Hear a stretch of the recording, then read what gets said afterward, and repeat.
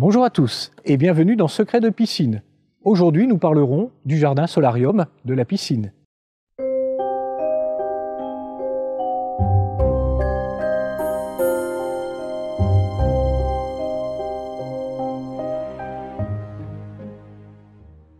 La piscine occupe une parcelle auparavant partiellement constituée de jardin. Le plan d'Albert Barr maintient donc ce principe avec ce jardin solarium orienté au sud. Moins pour le bronzage, encore peu répandu dans les années 1930, que pour l'héliothérapie, utilisée pour combattre le rachitisme et, durant la Première Guerre mondiale, pour soigner les blessures. Dès la fin du XIXe siècle, on prescrit aussi la cure de soleil pour traiter les tuberculoses cutanées.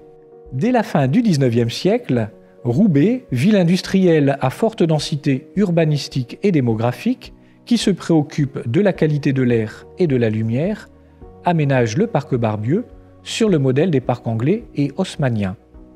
Albert Barr se souvient sans doute des cités-jardins, théorisées par l'urbaniste britannique Ebenezer Howard en 1898, pour concevoir ici une architecture hygiéniste.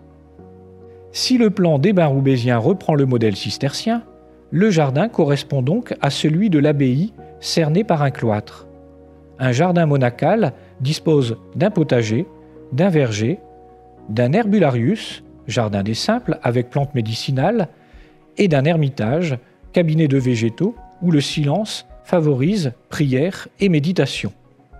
Ces volières, voire sa ménagerie, sont un substitut du paradis terrestre, car un jardin monacal recèle une puissante charge symbolique. Il inclut les 4 éléments, terre du jardin, eau de la fontaine, air du ciel et feu du soleil. La rose évoque la Vierge, le lys la Vierge et la royauté. Des mystiques assimilent même ce jardin clos, Hortus conclusius, à la Vierge Marie. Ce n'est donc pas un hasard si Albert Barr plante ici des roses et des acacias-boules.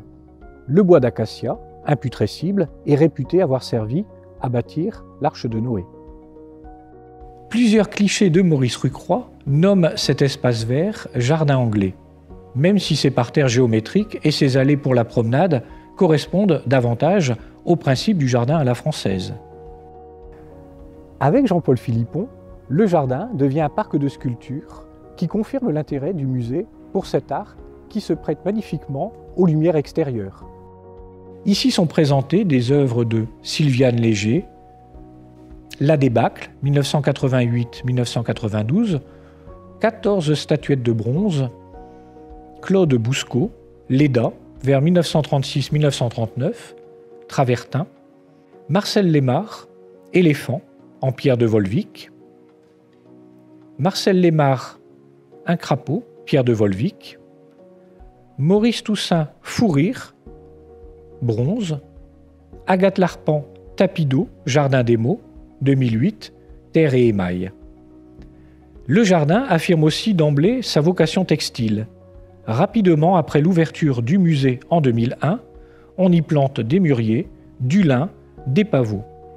Le doudou textile, imaginé par les animatrices du musée Adèle Bontou et Éric Avory, apporte même une dimension ludique à cette identité. En 2021, Frédéric Danels, architecte de la ville de Roubaix, redessine l'ensemble du plan du jardin et confie sa réalisation aux jardiniers municipaux qui installent également un nouveau système d'arrosage programmable. Désormais, parmi les 3000 plantes réunies, on compte 10% d'arbustes, 10% de bisannuels et 80% de vivaces. Les 50 espèces présentées ici sont sélectionnées pour leurs propriétés tinctoriales. Les bordures décoratives, délimitant les zones de plantation, dessinent 4 vagues de couleurs différentes qui évoquent les couloirs de natation de la piscine. Rouge, jaune, bleu, brun-vert, violette et grise. La période de floraison s'échelonne de mai à septembre. Un étiquetage indique, pour chaque espèce, la couleur obtenue, mais aussi la partie de la plante utilisée.